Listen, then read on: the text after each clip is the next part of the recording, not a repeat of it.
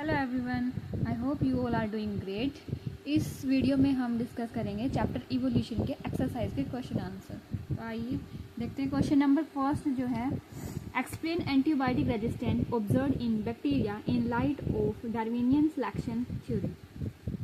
इसका आंसर है according to Darwin environment selects organisms with favourable variations and these organisms are allowed to survive. Darwin की theory के according क्या है कि नेचर उन ऑर्गेनिजम्स को सिलेक्ट करती है जिनके अंदर वेरिएशंस जो हैं, ऐसे वेरिएशंस हैं जो उनको उस एनवायरनमेंट में सर्वाइव करने के लिए मदद करती है।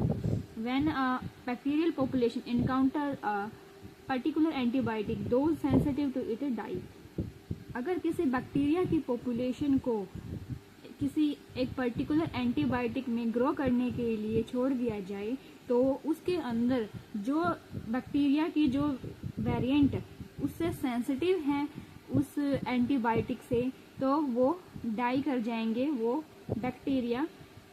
बट सम बैक्टीरिया, लेकिन कुछ बैक्टीरिया जो है उनके अंदर म्यूटेशंस प्रेजेंट होने की वजह से वो उस एंटीबायोटिक से रेजिस्टेंट होंगे और वो उस पर फीड करके वहाँ वो सर्वाइव कर पाएंगे।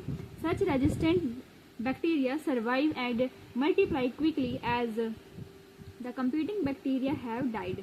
और वो क्विकली जो है फटाफट से डिवीजन कर जाएंगे रिप्रोडक्शन के थ्रू, क्योंकि जो कंपीट करने वाला बैक्टीरिया था वो मर चुका है। Some the resistance providing genes become wide spread. और उनके जो जीन्स हैं जिनकी वजह से वो रेजिस्टेंट बने हुए हैं उस स्पेसिफिक एंटीबायोटिक के लिए, उनकी जो स्पीसीज है या ये बोल लीजिए कि जो जीन्स है वो वाइड स्प्रेड हो जाएगा, यानी वो वेरिएंट फैल जाएगा उस पर्टिकुलर एंटीबायोटिक में।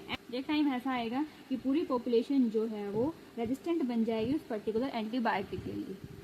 Next question is find out from newspaper and popular science articles any new fossil discoveries और कंट्रोवर्सीज अबाउट इवोल्यूशन। तो दोनों में से कोई एक आप चूज कर सकते हो, या तो किसी फॉसिल की डिस्कवरी के बारे में बता सकते हो या किसी इवोल्यूशन की कंट्रोवर्सी के बारे में। तो आंसर देखते हैं। A team of international scientist has discovered new fossils at a field site in Africa that indicate Australopithecus and the oldest specimen of homo coexist at the same place in Africa at the same time between 2.6 million years ago।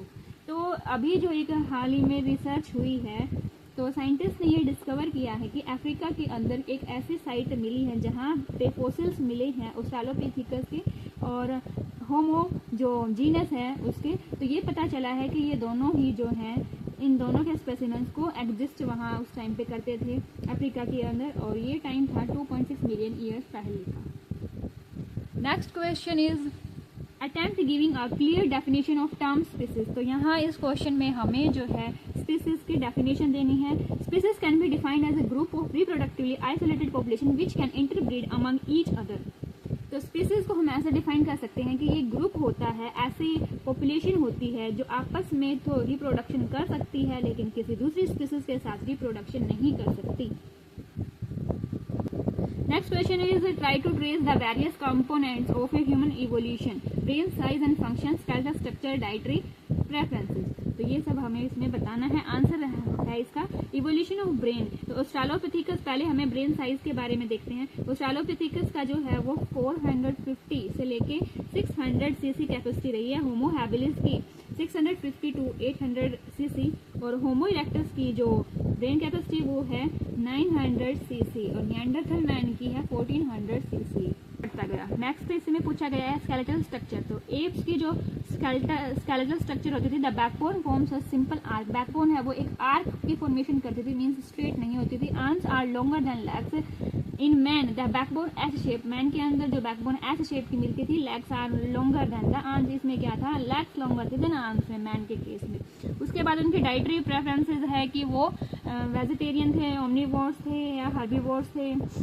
Dryopithecus and Ramapithecus ये दोनों जो थे वो herbivores थे। Australopithecus, homo habilis, homo erectus और homo sapiens जो हैं वो ओमनीवोर्स थे।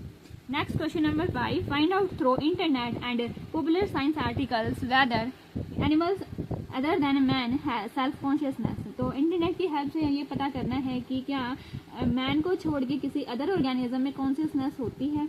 Answer is many animals other then humans have self consciousness.